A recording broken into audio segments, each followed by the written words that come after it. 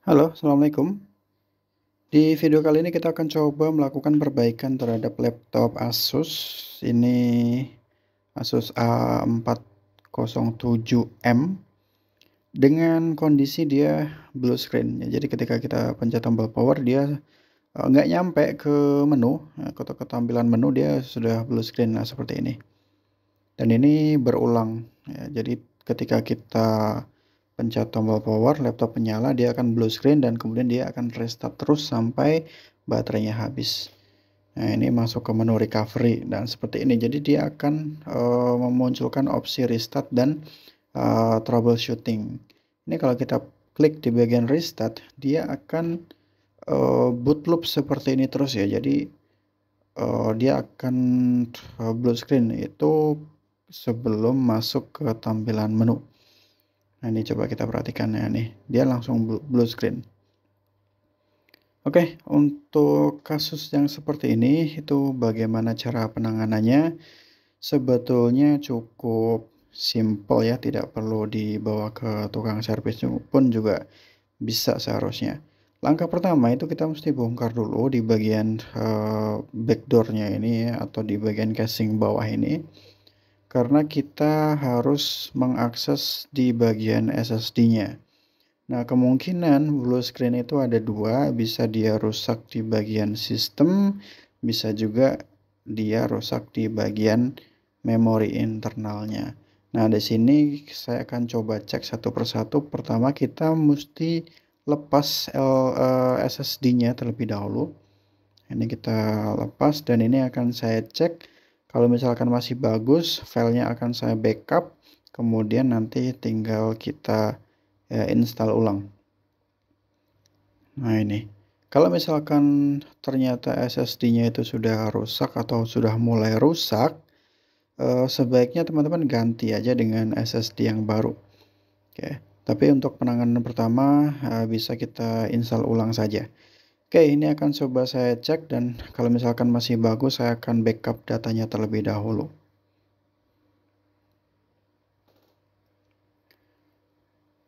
Oke, ini sudah saya cek dan ternyata untuk SSD masih bagus ya, masih sehat. Berarti untuk kemungkinan ini cuma rusak atau korup di bagian sistemnya saja. Jadi untuk SSD-nya tetap saya pakai ya. Ini bawaan dari Asusnya ini cukup bagus sih sebetulnya ya untuk SSD bawaan laptop ini. Oke, ini sudah saya backup filenya dan sekarang kita akan melakukan yang namanya install ulang. Nah, silahkan dipasang sama seperti semula.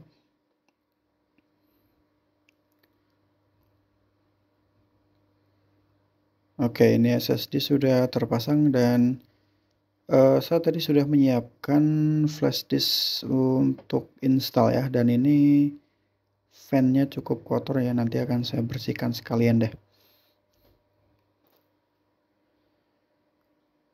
Oke, sementara tidak akan saya pasang dulu untuk memastikan laptopnya ini sudah benar-benar normal atau belum. Takutnya nanti kalau misalkan belum 100% sehat, saya agak malas kalau misalkan bongkar pasang lagi. Oke, kita colokkan flash disk ini sudah dan kemudian kita masuk ke bagian BIOS. Kita perlu rubah settingan bootingnya. Oke, kalau sudah dirubah, kita bisa langsung melakukan install ulang. Dan untuk proses install ulang Windows ini tidak perlu saya jelaskan ya, teman-teman bisa cari aja di YouTube cara install ulang Windows 10 tuh banyak banget yang bikin kontennya. Oke, ini saya percepat. Jadi untuk di bagian install ulang supaya tidak lama ya, ini saya percepat. Dan ini nanti kita tinggal setting aja seperti ketika kita menggunakan HP baru ya, pasti ada banyak banget yang perlu disetting. Nah, oke, ini hampir selesai untuk install ulangnya dan ini sudah saya setup. Dan alhamdulillah ya dia bisa masuk ke tampilan menu.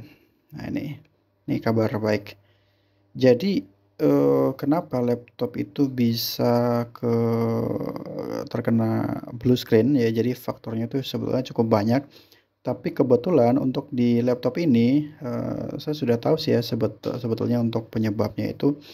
Jadi user-nya ini dia upgrade ke Windows 11, tapi sebetulnya spek dari laptop ini tuh, mepet gitu ya, dalam artian ya, apa namanya itu, nggak terlalu kencang juga kalau dipakai Windows 11. Jadi speknya itu cuma, 4 giga RAM dan CPU-nya itu juga Celeron N4000 ya. Jadi sebetulnya sih cukup untuk menjalankan Windows 11 asalkan dia, kosong, dalam artian tidak ada software-nya.